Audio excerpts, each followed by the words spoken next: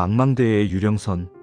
1872년 12월 5일 오후 1시 북대서양 한복판, 영국 국적의 상선될 그라티아호의 갑판 위에서 한 선원이 소리칩니다. 저기 배가 한 척 보입니다. 그런데 움직임이 이상합니다.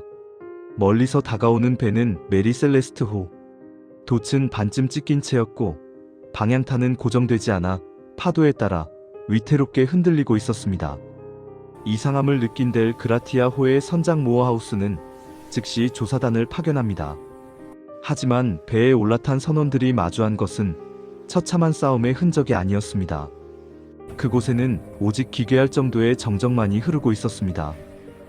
배 안에는 아무도 없었습니다. 선장 벤자민 브리그스, 그의 아내 사라, 2살 딸 소피아, 그리고 7명의 베테랑 승무원까지 총 10명의 사람이 마치 공기 중으로 증발한 듯 사라진 상태였습니다. 시간이 멈춘 선실, 조사단이 가장 먼저 확인한 것은 배의 상태였습니다. 배는 놀라울 정도로 온전했습니다. 해적의 습격을 받았다면 사라졌어야 할 값비싼 화물들, 공업용 알코올 1701배럴은 화물칸을 지키고 있었습니다. 금품이나 선원들의 개인 소지품도 하나도 사라지지 않았습니다. 더욱 소름 끼치는 것은 선실 내부의 모습이었습니다.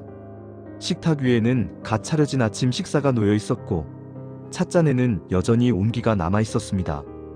선장의 아내가 치던 피아노 위에는 악보가 펼쳐져 있었고 아이의 방에는 가지고 놀던 인형이 그대로 놓여 있었습니다. 침구는 가지런히 정돈되어 있었고 어디에도 다툼이나 혈흔은 없었습니다. 배는 항해 가능한 완벽한 상태였으며 6개월치의 식량과 식수도 충분했습니다. 그들은 왜 무엇으로부터 도망치기 위해 이 안전한 요새를 버린 것일까요? 유일하게 확인된 사실은 단 하나였습니다.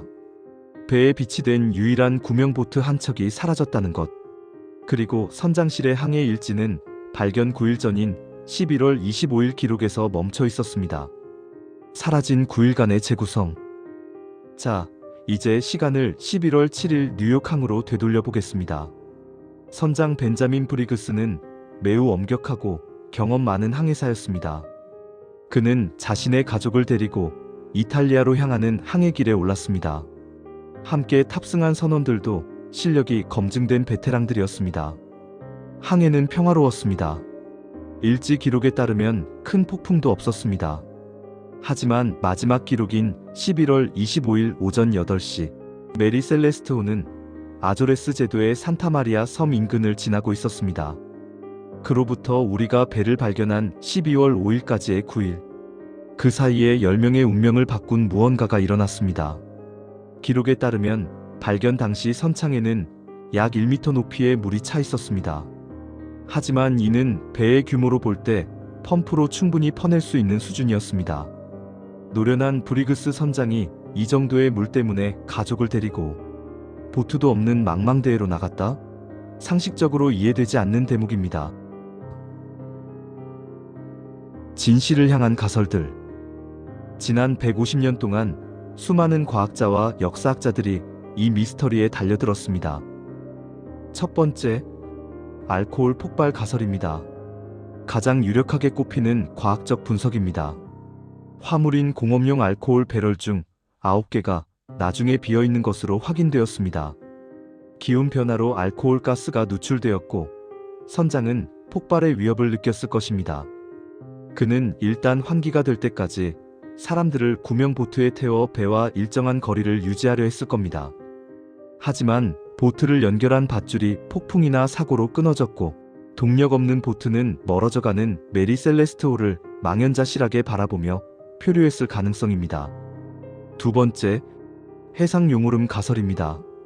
바다 위에서 발생하는 강력한 토네이도인 용오름이 배를 덮쳤다는 주장입니다. 이 압력 차이로 인해 선실에 갑자기 물이 들이닥쳤고 배가 가라앉고 있다는 공포에 질린 선원들이 급하게 탈출했다는 시나리오입니다. 이는 항해 도구가 어지럽게 흩어져 있던 발견 당시의 모습과 일치합니다.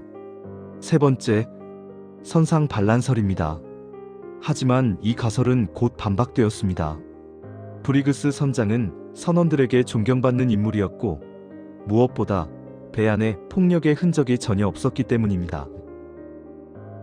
바다가 삼킨 비밀. 구명 보트에 몸을 실었던 10명의 사람들은 어떻게 되었을까요? 안타깝게도 그 후 단 한 명의 시신도 보트의 파편도 발견되지 않았습니다. 북대서양의 거친 파도가 그들을 영원히 삼켜버린 것입니다.